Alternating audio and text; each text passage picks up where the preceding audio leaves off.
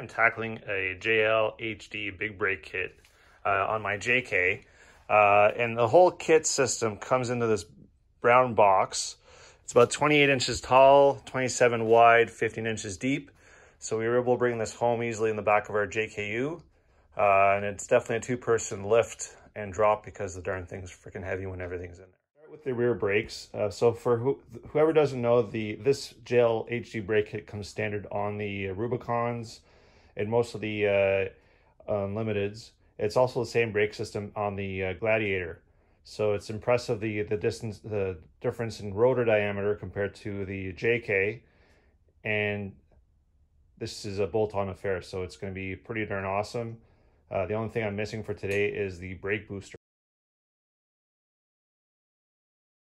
The reason I'm doing this swap right now is the passenger side rear caliper was always seizing. It wasn't the sliders, it was just always gumming up.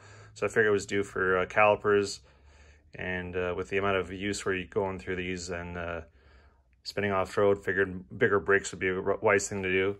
So once the tire's off, what I always try to do is crack the bolt for the brake line, just so it's easier to get off later, and then I'll take the caliper and the bracket off. In case you're wondering, the bolt for the line in the back is a 15 millimeter, and then the caliper is held into place with a 13 mil, and the bracket is held to the axle with a 18 mil.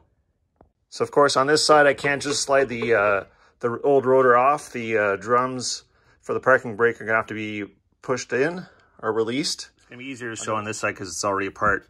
But right back here, there's our rubber grommet that if you pop out, you can actually get access to this star, and then you can unwind it, and that'll bring the shoes back together so you can take the rotor off. So on this side, the parking shoe wasn't touching everywhere because of this rusty lip. So that was impeding a little bit of my parking brake working successfully, plus another design flaw that I'll be battling another day.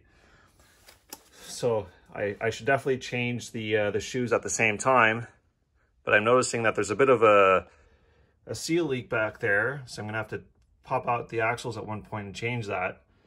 So I'll wait a little bit. I'm not planning on driving this vehicle much in the next few months, so I'll be doing that at a later time. So after a little bit of cursing with those springs, the shoes are in. Now I'll start fiddling with the new rotor just to make sure that this here is properly adjusted so that they're barely backed off when the handbrake is down, and hopefully it'll help the initial grab of that parking brake. It's hard to show, but it looks like the bracket's going to clear the existing shield quite nicely on both sides. It's pretty clear here that the rotor is a little bit larger diameter than the stock one based on the shield. So we'll put some NACs on those bolts and start buttoning it up. With a little bit of hand pressure on the rotor, we can see that it's nicely lined in the bracket. So that'll be great for once the pads are installed. Won't have to worry about that causing any issues down the road. Gotta love these new parts when they work correctly and they automatically push a pad out. That should help immensely with wear and longevity.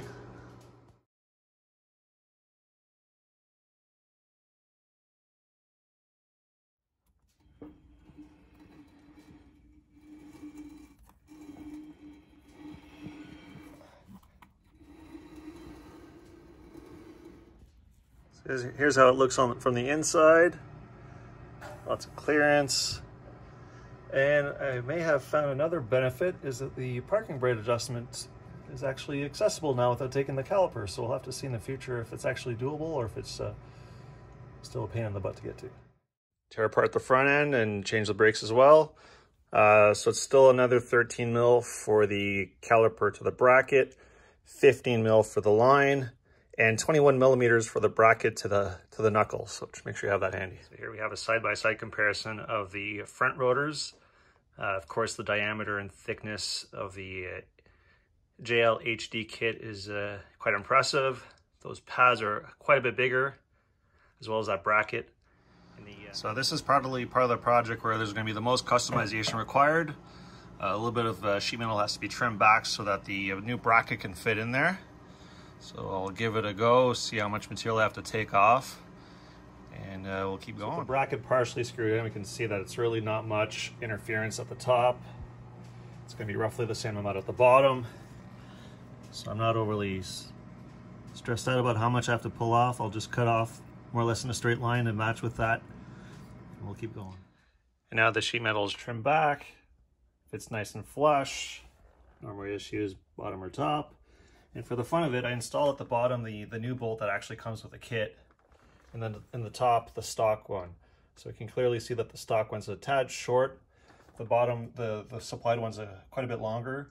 So I'll double check with the pads to see if it clears, and then I'll decide which of the two sets of bolts to use. Actually, seeing as the pad is fully on the outside of that bracket, I'm definitely going to go with the longer bolts that came with the kit, and that'll give me a little bit of peace of mind that there's proper engagement and all the threads on the bolts are captured. So after more trial and error, I went back to the stock bolts because the ones that came with the kit were actually too long and they were pushing against the rotor. So that would have prevented it from sitting correctly and would have caused a lot of drag. So I'll just keep an eye on it, make sure that they don't work themselves loose. They should be fine. I'll just make sure that they're torqued down to spec, and we'll keep going. And again, I'm pretty happy with the way that the rotor's lining up. Looks pretty darn close to centered by eye. And once it's clamped down, I'm assuming it's going to get perfectly. To the back, these clips also do a really good job of pulling the pads back out when you release. So that should really help compared to what was on the past system. So that's significantly more caliper than what came stock. Hard to tell side maybe in the video, but they're just massive.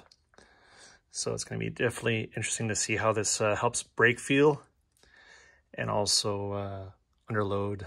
All right, so the install's done. Just waiting for the brake booster master cylinder to arrive so I can finish that up and have a lot of pressure. OEM line kept in the front. Looks like it's meant to be. Back one, but we'll see if it works out. I'll make it flex and double check. Time to put the wheels back on and see what happens for clearance. Calipers tend to clear the rims pretty well. I'm not sure how well that would clear if there were weights inside the wheel. There's not much play left, but it does clear these wheels like it was designed like that.